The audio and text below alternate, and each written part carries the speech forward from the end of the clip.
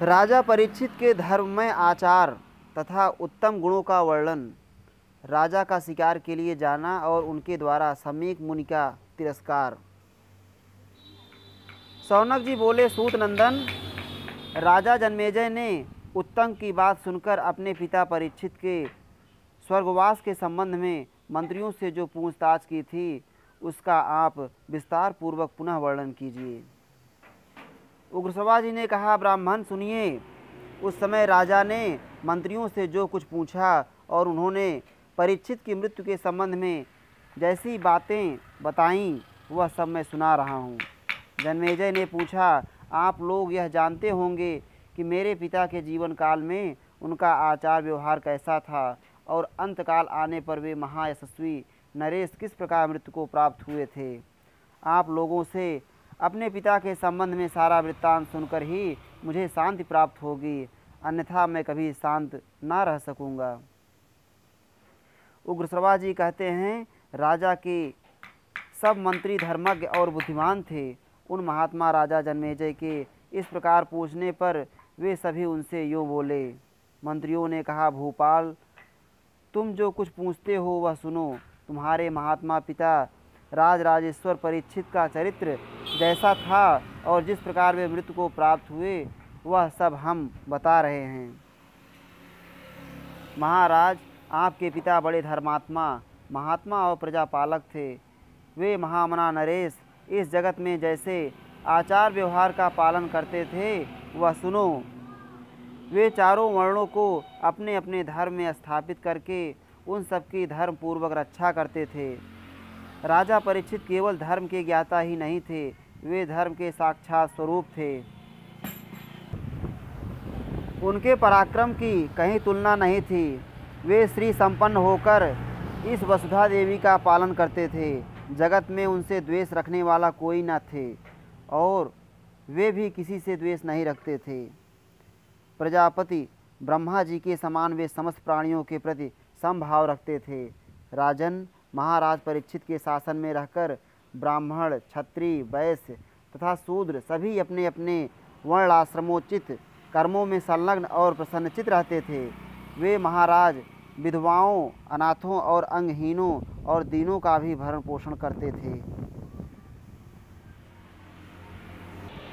दूसरे चंद्रमा की भांति उनका दर्शन संपूर्ण प्राणियों के लिए सुखद एवं सुलभ था। उनके राज्य में सब लोग हष्ट पुष्ट थे। वे लक्ष्मीवान, सत्यवादी तथा अटल पराक्रमी थे। राजा परीक्षित धनुर्वेद में कृपाचार्य के शिष्य थे। जन्मेजय तुम्हारे पिता भगवान श्री कृष्ण के भी प्रिय थे। वे महायशस्वी महाराज संपूर्ण जगत के प्रेम पात्र थे। जब कुरुकुल परिक्षीण सर्वथा नष्ट हो चला था, उस समय उत्तरा के गर्भ से उनका जन्म हुआ। इसलिए वे महाबली अभिमन्यु कुमार परीक्षित नाम से विख्यात हुए। राजधर्म और अर्थनीति में वे अत्यंत निपुण थे। समस्त सद्गुणों ने स्वयं उनका वर्णन किया था। वे सदा उनसे संयुक्त रहते थे। उन्होंने अपनी इंद्रियों को जीतकर मन को अपने वश में रखा था। वे मेधावी तथा धर्म का सेवन करने वाले थे। उन्होंने काम, क्रोध, लोभ, मोह, मद और मत्सर इन छहों शत्रुओं पर विजय प्राप्त कर ली थी। उनकी बुद्धि विशाल थी। वे नीति के विद्वानों में सर्वश्रेष्ठ थे। तुम्हारे पिता ने 60 वर्ष की आयु तक इन समस्त प्रजाजनों का पालन किया था। तदनंतर हम सबको दुख देकर उन्होंने विदेह कैवल्य प्राप्त किया। पुरुष श्रेष्ठ, पिता के देहावसान के बाद तुमने धर्मपूर्वक इस राज्य को ग्रहण किया है, जो सहस्त्रों वर्षों से कुरुकुल के अधीन चला आ रहा है। बाल्यावस्था में ही तुम्हारा राज्याभिषेक हुआ था, तब से तुम ही इस राज्य के समस्त प्राणियों का पालन करते हो। जन्मेजय ने पूछा, मंत्रियों, हमारे स्कूल में कभी कोई ऐसा राजा नहीं हुआ जो प्रजा का प्रिय करने वाला तथा सब लोगों का प्रेम पात्र न रहा हो। विशेषतः महापुरुषों के आचार में प्रवृत्त रहने वाले हमारे प्रपितामह पांडवों के सदाचार को देखकर प्रायः सभी धर्मपरायण ही होंगे। अब मैं यह जानना चाहता हूँ कि मेरे वैसे धर्मात्मा पिता की मृत्यु किस प्रकार हुई। आप लोग मुझसे इसका यथावत वर्णन करें। मैं इस विषय में सब बातें ठीक ठीक सुनना चाहता हूँ।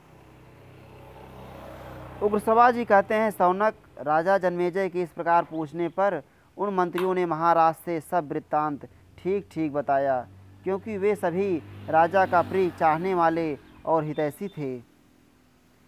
मंत्री बोले, राजन, समस्त शस्त्रधारियों में श्रेष्ठ तुम्हारे पिता भूपाल परीक्षित का सदा महाबाहु पांडु की भांति हिंसक पशुओं को मारने का स्वभाव था, और युद्ध में वे उन्हीं की भांति संपूर्ण धनुर्धर वीरों में श्रेष्ठ सिद्ध होते थे। एक दिन की बात है, वे संपूर्ण राजकार्य का भार हम लोगों पर रखकर वन में शिकार खेलने के लिए गए। वहाँ उन्होंने पंख युक्त बाण से एक हिंसक पशु को बींध डाला। बींध कर तुरंत ही गहन वन में उसका पीछा किया। वे तलवार बांधे पैदल ही चल रहे थे। उनके पास बाणों से भरा हुआ विशाल तुणीर था। वह घायल पशु उस घने वन में कहीं छिप गया। तुम्हारे पिता बहुत खोजने पर भी उसे पा ना सके। प्रौढ़ अवस्था, 60 वर्ष की आयु और बुढ़ापे का संयोग, इन सब के कारण वे बहुत थक गए थे। उस विशाल वन में उन्हें भूख सताने लगी।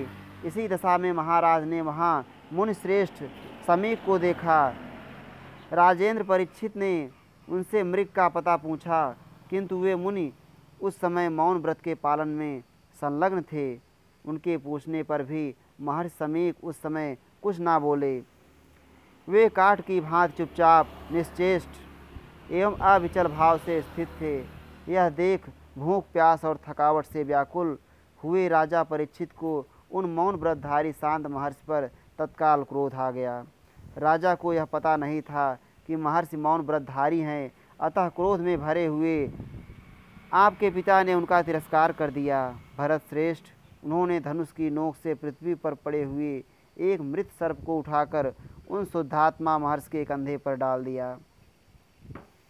किंतु उन मेधावी मुनि ने इसके लिए उन्हें भला या बुरा कुछ नहीं कहा। वे क्रोध रहित हो कंधे पर मरा सर्प लिए हुए पूर्ववत शांत भाव से बैठे रहे।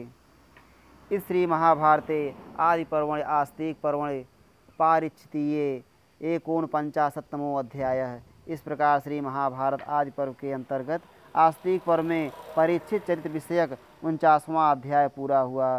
श्री राधा वल्लभ लाल की जय।